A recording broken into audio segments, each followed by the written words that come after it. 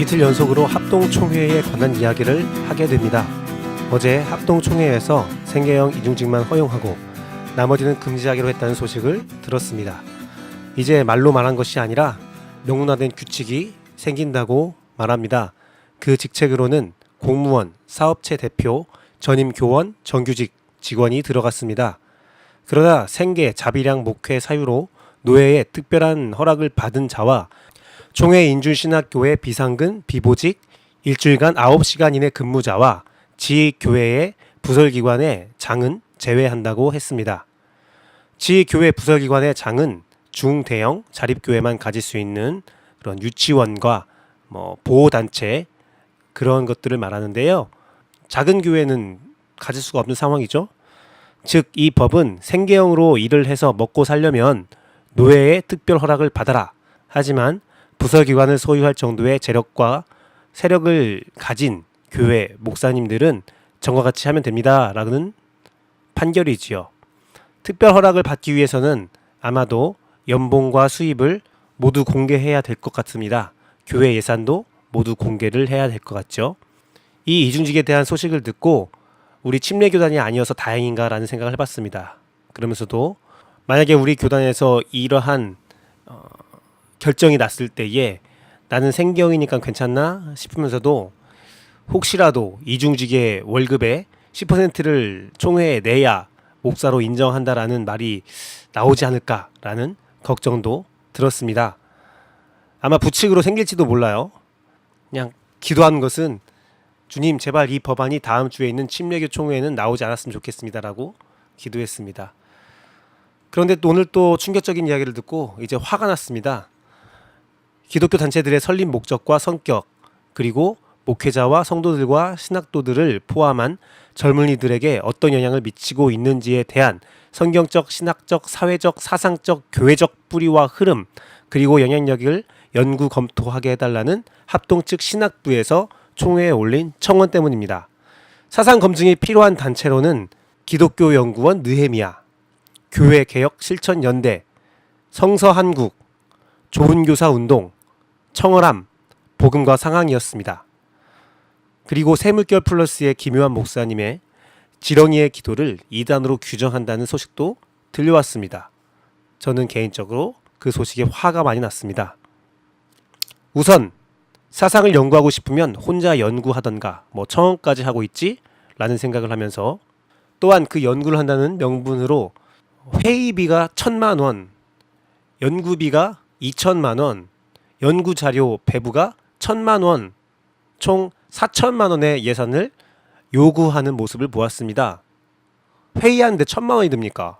어쨌든 도대체 무엇을 연구하고 무엇을 발표하겠다는 건지 정말 그 의미를 한번 읽어봤습니다. 한국교회가 어려울 때 소위 기독교 엘리트들이 본인들 기준에 하나라도 떨어지면 실족하게 만든다. 목회자들의 장점도 있고 대형 교회 세습 같은 아픔도 감싸주면서 다뤄야 할 텐데 없어져야 한다. 그런 교회가 아니다. 와 같은 극단론을 편다. 그러니까 연구를 해야겠다는 건데요. 왜 이런 주장이 공동체와 성도들에게 받아들여졌는지 먼저 연구해야 하지 않을까 싶었습니다. 왜 그러한 극단론이, 왜 그러한 실족이 일어나는지를 연구하는 것이 먼저겠죠. 자기 내부에 반성은 하지 않고 까대기만 하겠다는 심정으로 들렸습니다. 실족하게 만든 것은 기독교 엘리트들이라 말하며 자기들이 한 짓은 생각도 안 하고 자기들은 아무런 잘못이 없다라고 면죄부를 주고 있죠. 남 탓을 하고 있습니다. 사실 실족한 이유는 방금 전에도 말했듯이 기존 목회자들의 성추행, 세습, 횡령, 수준 미달, 표절, 설교 표절 등등 다양한 이유가 있습니다. 시대적이고 사회적인 메시지를 전혀 내지 못하는 그런 안타까움도 있습니다. 그것들이 우리의 자질의 문제가 직접적인 사인이라는 겁니다. 그리고 대형교회 세습 같은 아픔도 감싸줘야 된다고 말합니다. 세습한 교회가 어디가 아픕니까? 욕먹으니까 아픈 겁니까? 왜 감싸줘야 하는 겁니까? 잘못된 일을 왜 우리가 감싸줘야 되는 겁니까? 지적하고 그것을 되돌리는 것이 진짜 사랑이죠. 사랑과 방종을 착각하면 안 됩니다. 사실 그들의 말 한마디 한마디가 참 거슬렸습니다.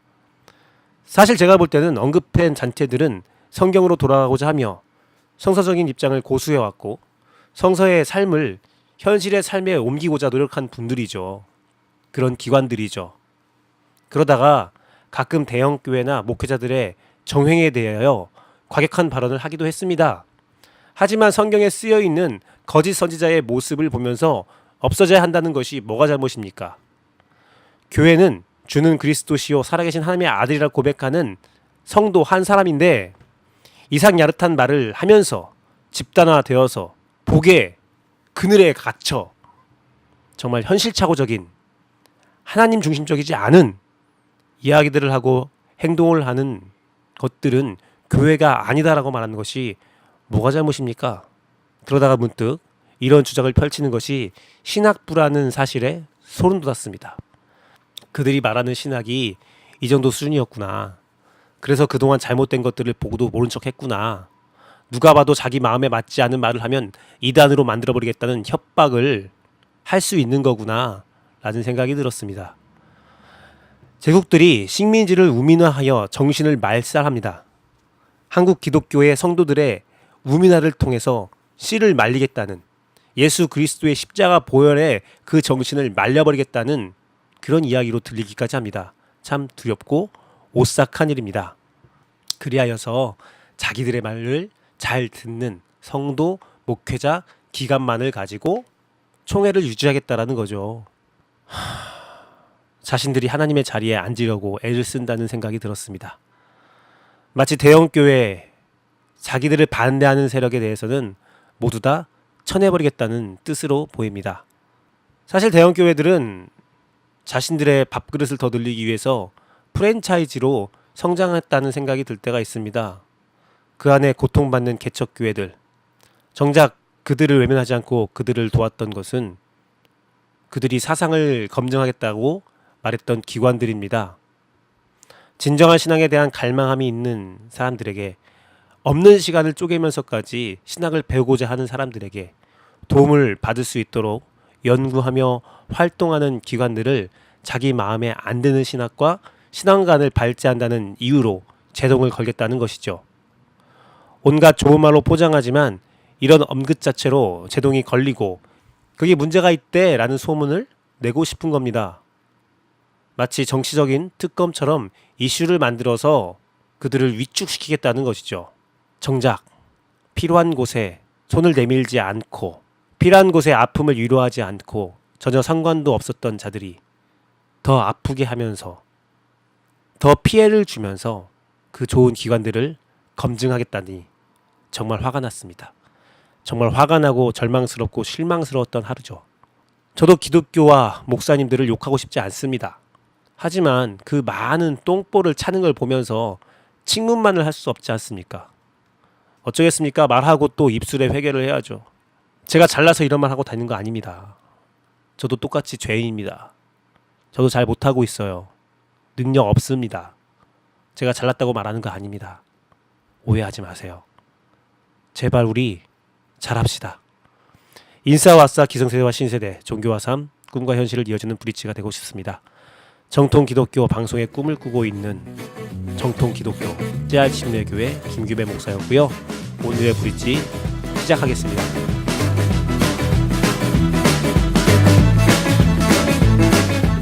오늘 큐티한 남자 본문은 역대상 19장 1절에서 7절 말씀입니다. 역대상 19장 1절에서 7절 말씀 개역개정 말씀으로 보도록 하겠습니다. 그 후에 암몬 자손의 왕 나하스가 죽고 그의 아들이 대신하여 왕이 되니 다윗이 이르되 한운의 아버지 나하스가 전에 내게 호의를 베풀었으니 이제 내가 그의 아들 한운에게 호의를 베풀리라 하고 사절들을 보내서 그의 아버지 죽음을 문상하게 하니라. 다윗의 신하들이 암몬 자손의 땅에 이르러 한운에게 나아가 문상하매 암몬 자손의 방백들이 한운에게 말하되 왕은 다윗이 조문 사절을 보낸 것이 왕의 부친을 존경함을 줄 여기시나이까. 그의 신하들이 왕에게 나아온 것이 이 땅을 엿보고 정탐하여 전복시고자 함이 아니니까 하는지라. 한운이 이에 다윗의 신하들을 잡아 그들의 수염을 깎고 그 의복을 볼기 중간까지 자르고 돌려보내매 어떤 사람이 다윗에게 가서 그 사람들이 당한 일을 말하니라. 그 사람들이 심히 부끄러워하므로 다윗이 그들을 맞으러 보낸 왕이 이르기를 너희는 수염이 자라기까지 여리고에 머물다가 돌아오라 하니라. 암몬 자손이 자기가 다윗에게 믿게 한 줄을 안지라. 한운과 암몬 자손은 더불어 은 1000달란트를 아람 나하라임과 아람 마아가와 소바에 보내 병거와 마병을 삭을 내되 곧 병거 32,000대와 마아가 왕과 그의 군대를 고용하였더니 그들이 와서 메드바 앞에 진침해 암몬 자손이 그 모든 성읍으로부터 모여와서 싸우려 한지라. 아멘.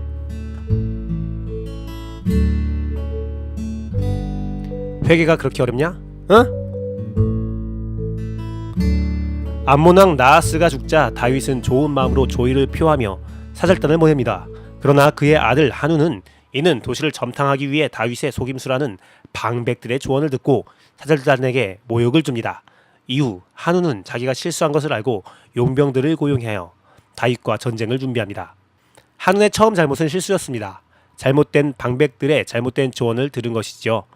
오해는 언제든지 일어날 수 있습니다. 더구나 한 나라의 왕이 죽은 뒤에 불완전한 전국에서 오랜 시간 적으로 지내왔던 국가의 움직임에 민감한 반응을 보일 수 있습니다.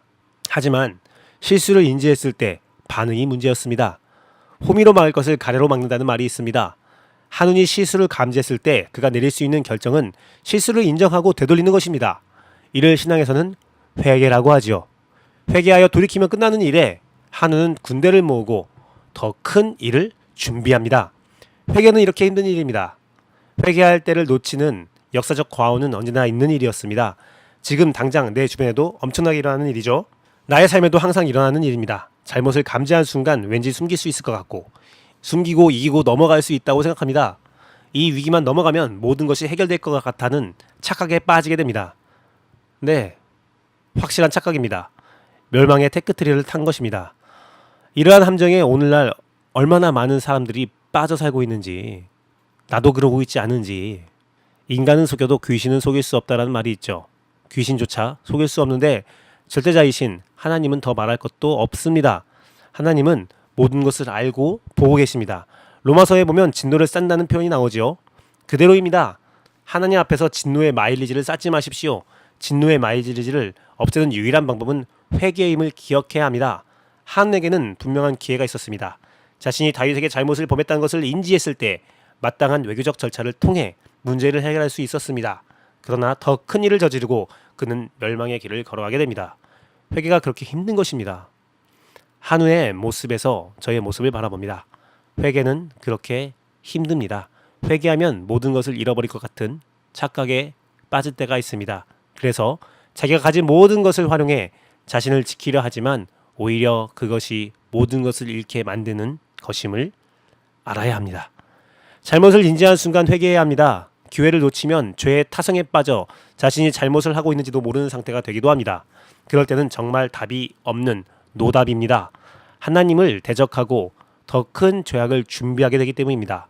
그 끝은 멸망이지요. 그래서 우리는 회개해야 합니다. 오늘 당장 과거의 잘못을 책임져야 합니다. 용기는 어렵지만 용기의 결과는 참으로 참된 평안함이 있음을 아십시오. 우리 모두 회개합시다.